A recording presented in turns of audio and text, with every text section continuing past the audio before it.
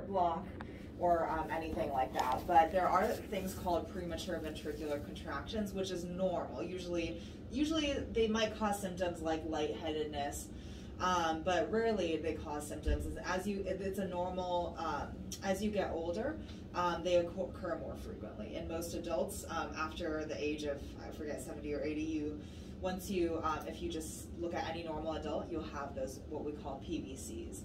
So a few of your episodes, when you click the button, it was in sync with either normal rhythm or it was with PVCs.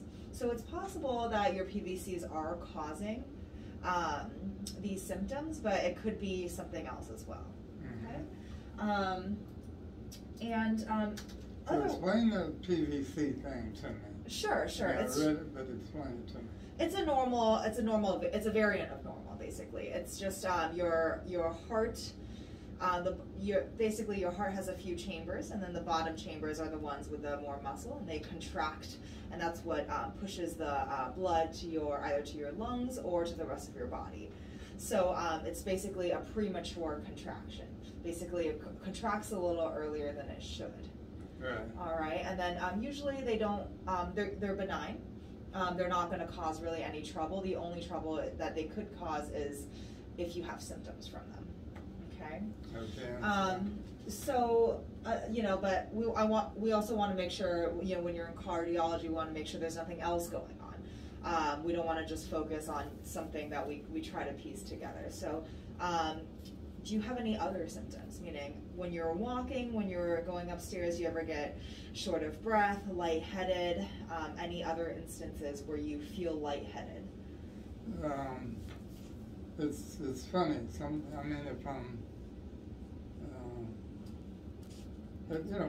I'm walking, there's no doubt about it. For example, I don't like going to shopping centers, things like that by myself, but I do it. And I used to be at one end of the shopping center. If I was walking down and going several stores, before I got halfway down, I started feeling lightheaded. So I'd sit down and wait a few minutes, and then get up and then go on and do what I have to do. And I've noticed that just if I go to the store, for example, yesterday, I go to the store and I got out of the car and I was a little lightheaded, and I just go on, I get a cart, I do what I got to do, and then come on out.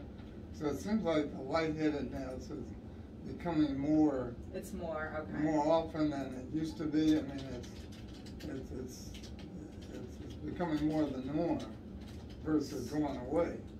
And so I take my little inhaler with me because I said, well, maybe it's that. But I've been looking at my oxygen absorption because the doctor that was on the plane, when I passed out, she said my oxygen absorption was at 62, 63, something like that.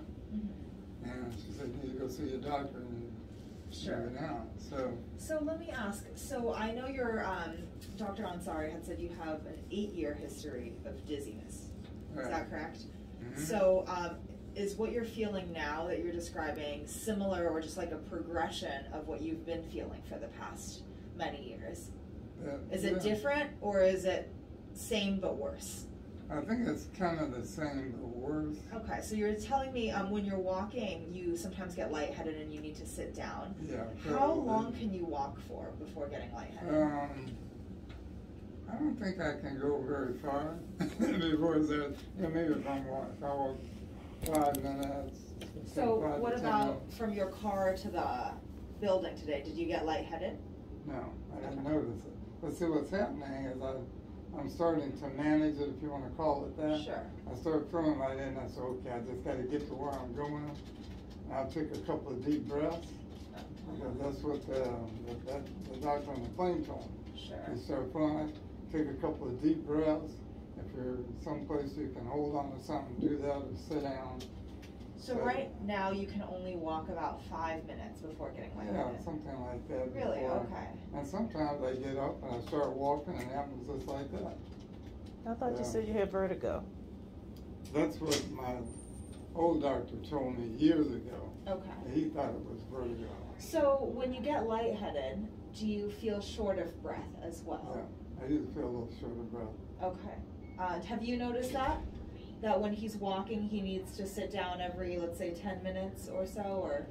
He usually doesn't do it with me for some reason. Okay. Even when we've been walking through the airports, long distances through the airports. It's never happened when we're walking through the airports. What have you noticed? Yeah, you don't say anything. Mm-hmm. Yeah, he hasn't probably said anything. Sure. I've only noticed the event on the airplane and at Wolf Trap. Sure, okay. Where he just says, I don't feel well, and then he just kind of goes limp. Sure. And then, so you're saying you can't breathe. You feel like you can't breathe. Is that correct? I feel like, I don't know, I have an anxiety kind of feeling, Mm-hmm. you know, and I think that seems to happen before I start having, you know, the breathing type thing. That's what I was wondering at Wolf Trap, because there was a lot of people there, and it was like, you know, just trying to park and find where to park, and the traffic was bad, and we were trying to, and he was driving, and I thought maybe that might have contributed to it, because we were sitting in a spot where people weren't really around us. We were on the first row, so it wasn't like we had people, you know, around us the whole time. So Sure. that episode kind of shocked me. And it's possible it's not just one thing. So most likely there are multiple factors, including age, including just your fitness level. We'll look into the heart as well if there's anything going on there, if we can do something about that. That could be contributing to these symptoms. Yeah, I mean, you know, to be quite frank, what I said to myself, I said, okay, he's this old man, he's going to be checking out before long. And that's, you know, and that's what this is all about. Well, but I can get on the treadmill, and I can do my, I normally do about a mile, okay, and that takes me 20 to 21 minutes to do.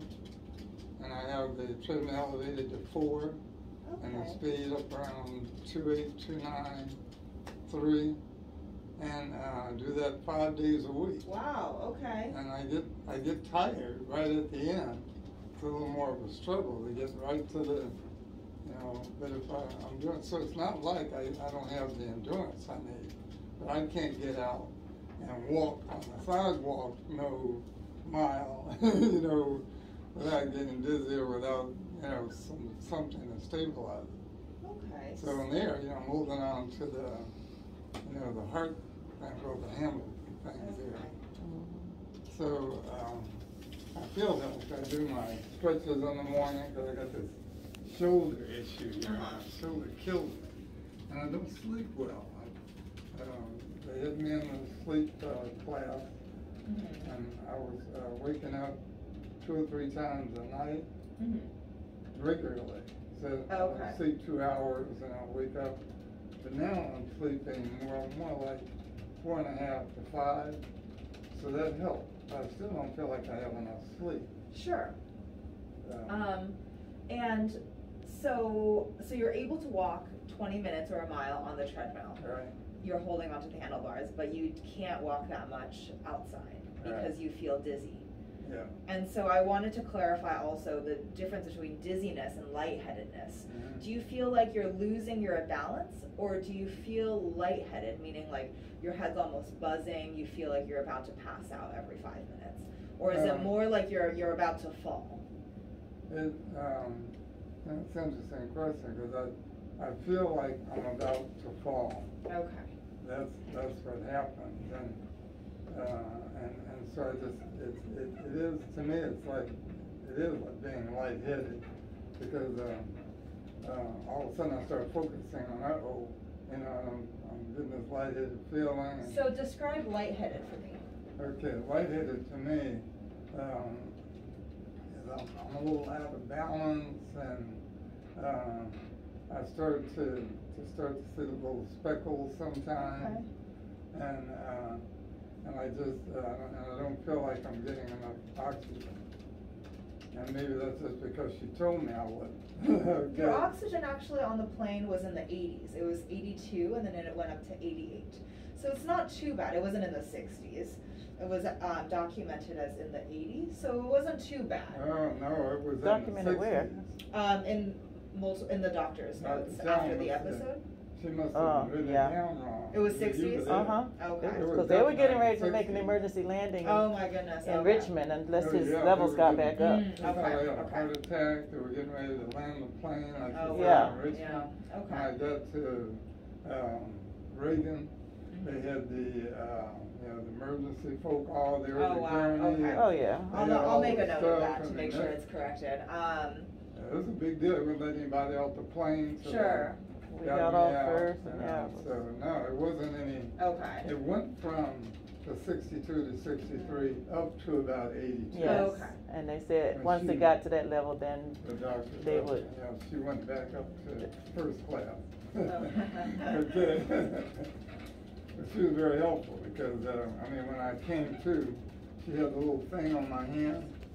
Uh-huh. That's how she knew what it was, and she was checking my pulse. At the time, she was on my arm checking my pulse as well. And she had a little stethoscope thing and all that. And then there was a male nurse there with her. Mhm. So